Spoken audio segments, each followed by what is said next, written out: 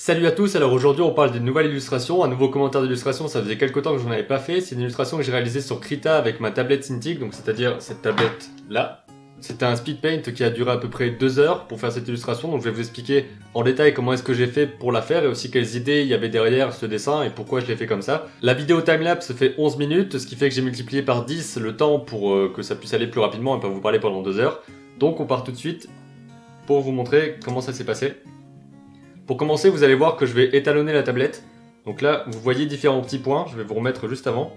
Vous voyez différents points sur l'écran, donc ça veut dire qu'il faut que je le touche ces différents points, donc ces 4 points de chaque côté de l'écran de la tablette pour qu'on puisse définir à quel endroit le stylet touche et savoir comment est-ce qu'on va gérer tout ce qui est le curseur, etc. pour que la tablette puisse comprendre que lorsqu'on dessine à tel endroit, s'imite de telle façon. Donc ça s'appelle l'étalonnage et vous allez pouvoir le faire avec votre tablette. Donc je vais commencer parce que j'avais déjà en tête l'idée que je voulais faire. J'avais prévu de faire un paysage de nuit déjà. Enfin, pas un paysage, mais une scène qui se déroule la nuit. Donc, je jouais vraiment sur un contraste entre lumière et couleur qu'il y a pendant la nuit. Donc, j'avais placé d'abord ce qui était censé être le ciel. Ensuite, j'ai placé des petits décors. Donc, c'était censé être peut-être un paysage de montagne qu'on voyait au loin ou ce genre de choses. J'ai essayé de placer des couleurs qui puissent correspondre à cette ambiance de nuit. C'était pas forcément évident. Donc, sur cette illustration-là, j'avais décidé, alors que sur la dernière, j'avais dit que j'utiliserais pas la pipette pour récupérer les couleurs que j'avais déjà utilisées. Mais cette fois, je me suis dit que j'allais quand même le faire et que c'était pas un exercice, cette fois-ci c'était juste un exercice de peinture et que j'allais pas forcément travailler vraiment sur les couleurs et devoir les redéfinir à l'œil à chaque fois. Donc j'ai pu utiliser la pipette pour récupérer mes différentes couleurs et pouvoir faire des corrections. Donc ce qu'il faut savoir, je vais juste poser un instant, ce qu'il faut savoir sur ce genre de peinture, c'est que j'ai décidé de ne pas faire de calques différents. Vous allez voir à un moment donné, il y aura différents calques, mais c'est simplement parce que je vais dupliquer le calque qu'il y a en dessous pour pouvoir récupérer éventuellement ce que j'avais fait avant, mais je ne l'ai pas récupéré finalement. Ça veut dire que je vais juste dupliquer pour me dire, là c'est la version à tel moment, et ensuite je continue sur l'autre. Tout le principe avec ce genre de peinture, c'est que je vais partir d'un canevas complètement blanc, donc comme une toile physique en vrai, et comme avec de la peinture à l'huile ou de la peinture à l'eau ou quelque chose comme ça, je vais pas avoir de calques différents pour le fond et pour le premier plan, etc. Ça va être vraiment tout sur une même image, et c'est à moi de définir comment est-ce que je crée la profondeur, comment est-ce que je crée l'opacité, la transparence, ce genre de choses, ce qui fait que je vais devoir corriger par-dessus les choses et pas forcément revenir en arrière ou effacer, puisque je n'utilise pas la gomme, je vais simplement remettre de la couleur par-dessus pour corriger les choses que j'ai ratées. Donc là vous pouvez voir que j'ai essayé de placer un personnage de dos, c'était l'idée de départ, et finalement je suis parti sur autre chose, parce que la composition me plaisait pas complètement, et je me suis dit que j'allais faire complètement autre chose avec le personnage cette fois-ci vu de face. Donc là vous pouvez voir que je place d'abord la silhouette, je sais qu'il va tendre le doigt vers quelque chose, qui va flotter devant lui. Donc là c'était un gros bug qu'il y a eu, donc j'ai dû revenir en arrière et recommencer ce personnage là.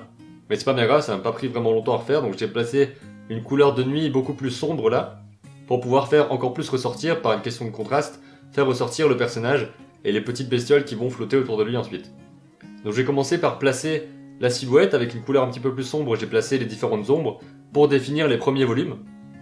Et vous allez voir que ce travail sur les volumes, il est tout au long de l'image en fait, et il s'arrête pas, c'est vraiment à chaque fois placer différentes ombres, placer différents reflets, faire des contrastes entre les endroits éclairés et les endroits qui sont dans l'ombre, pour créer du volume en fait, c'est vraiment ça l'objectif, de créer un volume qui soit intéressant à regarder et qui soit au maximum, au maximum correct. Et ça c'est vraiment pas évident de placer les lumières correctement pour créer du volume. Vous verrez à la fin que j'ai réussi ça sur la main, mais que le reste, j'en suis un peu moins satisfait, même si je suis content du résultat, mais je trouve que la main, j'ai vraiment réussi à faire quelque chose au niveau volume. Donc là vous voyez que je place les premiers reflets de lumière, j'ai placé une lumière très jaune-vert, donc qui tend vraiment vers le vert, pour placer les reflets et avoir un vrai contraste entre la couleur de la nuit et le reflet. Je voulais placer quand même la pupille du personnage pour lui montrer un petit peu qu'il a un regard qui n'est pas forcément tout vide, même si c'est un personnage assez particulier, parce qu'on peut voir que là il a pas une peau humaine et on voit vraiment qu'il a une peau qui tend vers le bleu, donc j'imagine un personnage peut-être qui vit dans la nuit depuis toujours. Et on pourrait créer une histoire à partir de là. Ce que j'avais écrit dans ma tête pour l'instant, mais ce que je pourrais écrire avec ce personnage-là, c'est que c'est un personnage qui vit reclus dans la nuit, et lorsqu'il a vu ce sont des sortes de petits vers luisants, ces bestioles qui brillent et qui flottent autour de lui, il a décidé de sortir de là où il était, et pour un instant, il a plus peur du monde, et il est vraiment curieux de ça, il est vraiment intrigué. Donc on pourrait imaginer un personnage qui va explorer différentes parties du monde, et qui va essayer de comprendre ce qui se trouve autour de lui, et essayer de vaincre sa peur, parce que pour le moment, il a vraiment peur de sortir de là où il est, et c'est ce genre de curiosité-là qui va le pousser à aller explorer différentes choses. Donc là, vous voyez, je place encore les ombres, c'est toujours ça, c'est une question d'ombre, de contraste et de lumière. Et tout l'intérêt sur cette image-là, c'était de savoir comment est-ce que je plaçais ma lumière, comment est-ce que je plaçais les contrastes entre les différents éléments, et surtout comment est-ce que je rendais compte du fait que les petites bestioles étaient lumineuses. Ça, c'était vraiment le gros défi, parce que au départ, c'était pas forcément une histoire que je voulais raconter au début, c'était juste l'idée de la mise en scène qui m'a donné l'idée de faire cette illustration qui se passe la nuit, parce que j'ai encore jamais fait ce genre d'illustration avec ce genre d'éclairage. Donc c'était un bon exercice, et en même temps, comme je vous l'ai dit à l'instant, ça me permet d'avoir une nouvelle idée d'histoire. Donc là, j'ai décidé d'enlever toutes les petites bestioles pour les refaire, parce que c'est vraiment ce qui a posé le problème dans cette illustration-là, c'était de placer les bestioles comme il fallait. De pas en placer trop, mais pas trop peu non plus, pour montrer qu'il y en a vraiment beaucoup autour de lui. J'ai peut-être pas forcément réussi tout le mouvement pour vraiment voir qu'ils sont en train de tourner autour du personnage. Là, j'avais placé un halo de lumière autour qui était vraiment beaucoup trop fort. Et pour ça, il va falloir jouer sur l'opacité, notamment. Vous pouvez voir que l'opacité au-dessus est la taille de la brosse que je suis en train d'utiliser. J'utilise une seule brosse, c'est la brosse pinceau de base qu'il y a dans Krita. Et vous pouvez voir que l'opacité va parfois changer par rapport à l'effet que je veux donner. Ici, je corrigeais le pouce, parce qu'en observant ma main, je me suis rendu compte que la pose que je lui avais donnée était vraiment étrange au début. Donc je place le pouce, ce qui fait que je vais devoir rajouter de la lumière au-dessus. Je rajoute un ongle. Donc vraiment de quoi modifier la forme de la main en très peu de temps, parce que vous voyez que j'ai rien effacé du tout. J'ai juste rajouté de la couleur du ciel pour permettre de remplir, de mettre par au-dessus la main qui était à corriger, et ensuite de faire la correction comme ça très facilement, sans avoir à passer par un autre calque ou sans avoir à effacer quoi que ce soit.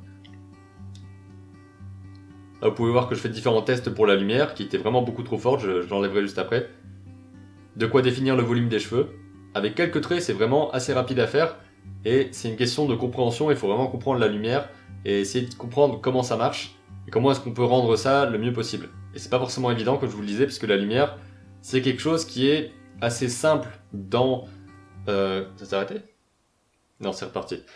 La lumière, c'est quelque chose qui est assez simple dans le principe, parce que c'est juste une source qui va se refléter sur différentes surfaces. Toute la question, ça va être vraiment de définir comment est-ce que la lumière est reflétée. On sait que la lumière vient de telle source, on sait qu'elle vient par exemple d'une lumière qui vient devant moi, donc ça va refléter sur mon visage, et ça va mettre de l'ombre de l'autre côté, ce genre de choses-là. Donc tout ça, ça part comme d'habitude, à partir de l'observation, à partir de la compréhension, à partir de photos, à partir de ce que vous voyez aussi autour de vous. Mais c'est vraiment pas évident. J'arrive pour l'instant à marquer des lumières très, très marquées justement, à faire des sources lumineuses qui sont très fortes, comme par exemple ici, ou comme par exemple sur une autre illustration que j'avais faite, où il y avait un spot lumineux qui était vraiment facile à faire, parce que c'est de la lumière qui arrive de devant, et c'est tout ce qu'il y a à faire, le contraste est vraiment facile à faire.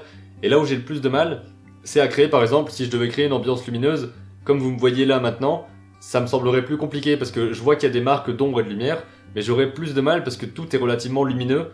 C'est vraiment un endroit où j'ai du mal à faire pour l'instant, donc je pense que je ferai une illustration qui sera peut-être en pleine lumière du jour pour voir comment est-ce que je peux gérer ce genre de choses. Donc là, de nouveau, je travaille sur les petites bestioles qui sont en train de flotter autour de lui, j'essaie de leur rajouter une lumière qui soit intéressante, et c'était le gros challenge du dessin. C'était vraiment d'avoir quelque chose qui ait une lumière assez étrange, mais qui en même temps soit assez percutant, parce que le contraste entre la lumière très verte et la lumière bleue qu'il y a derrière, et surtout la peau violette du personnage, ça va vraiment créer quelque chose de directement attrayant pour l'œil, et ce sont des contrastes de lumière qui sont assez intéressants à voir.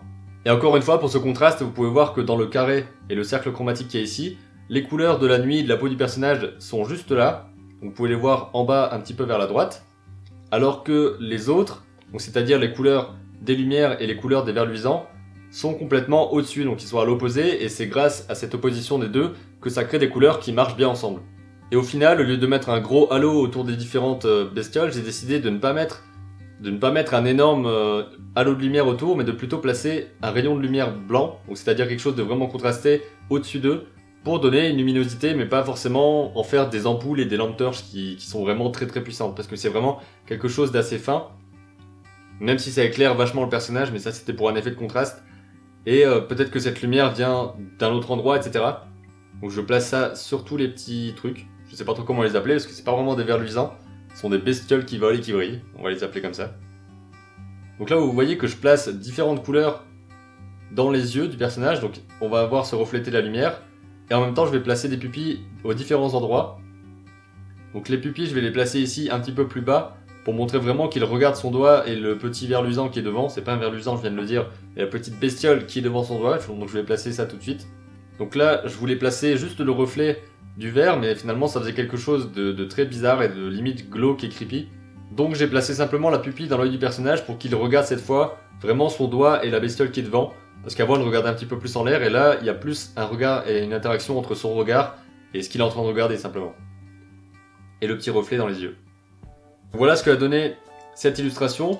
Donc ça m'a pris 2 heures comme je vous l'ai dit à la réaliser. Une illustration qui était assez complexe à faire parce que j'ai eu du mal déjà à définir la mise en scène au départ. Je voulais partir sur autre chose et finalement ça a donné ça, alors qu'au début je voulais avoir vraiment un personnage vu de dos avec vraiment un ciel qui soit rempli de ces bestioles là, peut-être un petit peu plus grande que ça, et une gestion de la lumière vraiment très impactante et très forte. Finalement je suis parti sur autre chose, ça a donné cette image là, j'en suis quand même assez content et je suis content d'avoir travaillé là-dessus pour avoir cette capacité finalement à gérer de la lumière, même si là pour l'instant, comme je vous l'ai dit tout à l'heure, c'est vraiment de la lumière assez simple, il y a juste de la lumière qui arrive devant et il n'y a pas vraiment beaucoup plus de lumière à réfléchir, donc il faut vraiment que je fasse des images où il y a plus de lumière, plus de réflexion de lumière pour que je puisse comprendre davantage comment est-ce que ça marche et comment est-ce que je peux mettre tout ça en place. Et maintenant je voulais juste vous montrer différentes choses par rapport à l'image en elle-même, parce que j'ai eu des soucis avec l'export, je sais pas trop à quoi c'est dû. Donc là vous pouvez voir que ça ressemble à ça, donc que les couleurs ressemblent vraiment à ce que vous voyez ici, mais que lorsque j'ai exporté l'image en PNG, avec la visionneuse, ça donne ça. Donc ça donne vraiment comme s'il y avait un contraste qui était foiré, ou je sais pas trop quoi. Donc je sais pas vraiment à quoi c'est dû, j'ai essayé de chercher dans les différents paramètres et je vois pas trop à quoi ça peut être dû, parce que j'ai exporté en PNG, j'ai exporté en JPEG, à chaque fois ça donne cette image là, je l'ai même envoyée sur mon portable pour pouvoir la mettre sur Instagram, et ça rendait aussi comme ça, donc il doit y avoir quelque chose à l'intérieur peut-être du profil de couleur, ou je sais pas trop quoi, quelque chose qui a mal fonctionné. Et si je vous parle de ce problème d'export, c'est parce que certains d'entre vous ont peut-être la réponse de savoir pourquoi est-ce que ça a exporté de telle façon, surtout qu'on voit dans l'aperçu que c'est la bonne image, et quand on clique dessus on a vraiment quelque chose de dégueu qui arrive.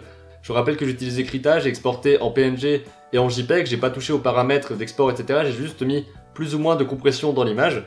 C'est peut-être ça qui change la chose, mais j'espère pas, parce que c'est peut-être parce qu'elle est trop compressée, mais je suis pas sûr, il faudrait que je le teste autrement pour voir. En tout cas, si vous avez déjà eu ce genre d'export qui ne correspond pas à ce que vous voyez, n'hésitez pas à me le dire pour qu'on puisse en discuter et que je puisse avoir peut-être la réponse à cette question. J'espère que ce commentaire d'illustration vous a plu, ça faisait quelques temps que j'en avais pas fait et je suis content d'en avoir refait un, j'espère que vous a été utile. Si vous avez des questions par rapport à cette illustration en particulier, pour savoir pourquoi est-ce que j'ai fait tel ou tel choix, etc., n'hésitez pas à me les poser dans les commentaires et je pourrai y répondre directement pour qu'on puisse en discuter. N'hésitez pas aussi à me poser des questions par rapport à la peinture numérique en général ou par rapport au dessin. S'il y a des choses qui vous bloquent ou que vous m'avez vu faire et que vous savez pas trop comment j'ai fait telle et telle chose, je pourrais vous répondre aussi à ce moment-là. Vous pouvez aussi évidemment partager la vidéo si vous pensez que ça peut parler à d'autres personnes et que ça peut intéresser du monde que vous connaissez, même que vous connaissez pas, mettez-la n'importe où sur internet et des gens viendront. Ça c'est la technique du diffusez-le partout et puis j'aurai des vues. Mais c'est vrai, j'aurai certainement plus de vues. Pourquoi je suis parti là-dedans ? On se retrouve demain à 7h pour la prochaine vidéo et d'ici là comme d'habitude, créez vos images et racontez vos histoires.